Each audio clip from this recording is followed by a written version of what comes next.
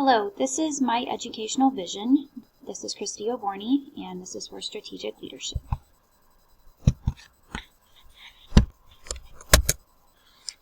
When looking at my educational vision, my first thing I looked at were the non-negotiables. This is what I focused on first. What was it that I most wanted to have in this vision? It's an educational institution, so learning is definitely the first. I also want to make sure that we have relationships among students, staff, families, and community, and that it is a safe environment as well. So focusing on learning, obviously students, I would like to have high achievement. The students need to be prepared for the global world. We need to have a highly effective staff in order for this to happen, and we also need to provide equal learning opportunities. Relationships among students, staff, families, and community is extremely important in order to have the trust, in order to help our students achieve the learning we want them to achieve.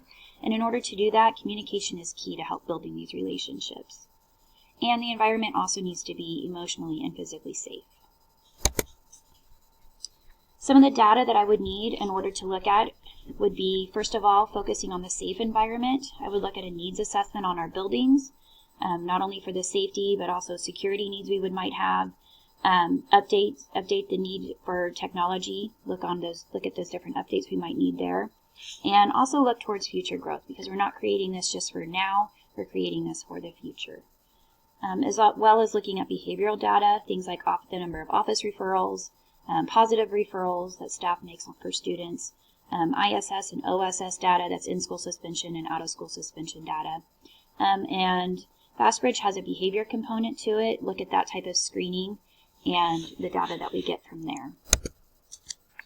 When looking at the learning data that we would need to have things on the assessments, again looking at our FastBridge, kindergarten readiness, and what type of data we can have on our highly qualified staff.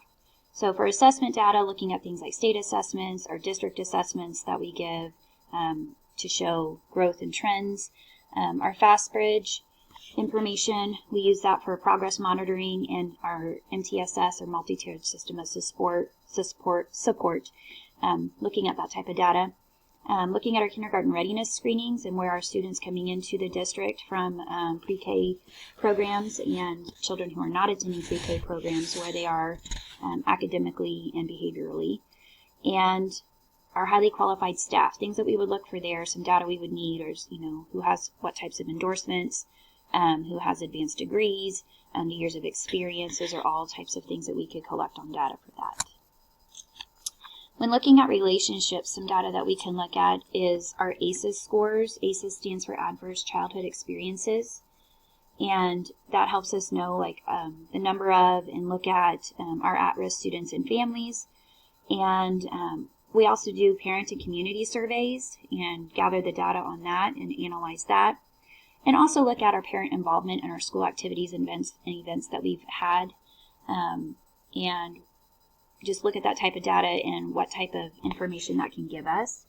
One of the things I noted from Jackson, they stated that communities are only as good as their schools, so one must engage the community in order to gather perceptions about the schools and to help guide the change that will ultimately affect their community in which the school is. So looking at the needs of our community and how we're engaging our community when creating this vision is extremely important, because ultimately our schools are a cornerstone for our communities. When looking at equity, ethics, and social justice, in order for all students to succeed, we need to compensate for barriers that limit success. All students, regardless of learning abilities, physical abilities, race, gender, and social background, need to be given the opportunities to succeed. And accommodations will be made to remove the barriers for student success. A few examples include differentiated instruction based on academic need, creating a culture of knowledge and acceptance for students of color and LGBTQ community population, and accessible resources for students and families in need. When looking at our future trends or expectations of students and parents, some trends I noted were higher ACEs scores in our students, fewer students entering kindergarten with preschool skills, and the information access overload. So looking specifically at the higher ACEs scores in students, they're coming in with more social emotional needs. So the impact of that is we would need training and resources to help students and families with the higher experiences of trauma and how our schools can help with that. Fewer students are entering kindergarten with preschool skills, so we would need, the impact of that would be we need support for early intervention to fill the gaps in learning there. And the information access overload. The impact of that is that students need to be taught how to navigate the technology-rich world we live in and to make good choices both socially and academically when it comes to technology. So then when we look at our future trends for post-secondary or the workforce, trends that I noted would be things like, again, technology, we are a global society, and also the ever-changing workforce. So the impact of technology, again, would be to give students the opportunities to learn technological skills in order to be successful. And our global society, an impact of that on our institution would be we need to make sure that we're incorporating global learning in our school system. And our ever-changing workforce.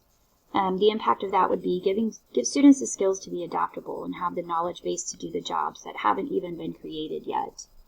I noted too, in the forecasting step in Hines and Bishop is really important here, especially because we're forming alternatives by looking at the alternate futures we have, because we're not preparing students for the workforce as it is now.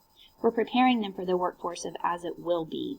And many of the jobs that students will be doing later in life are jobs that haven't even been created yet.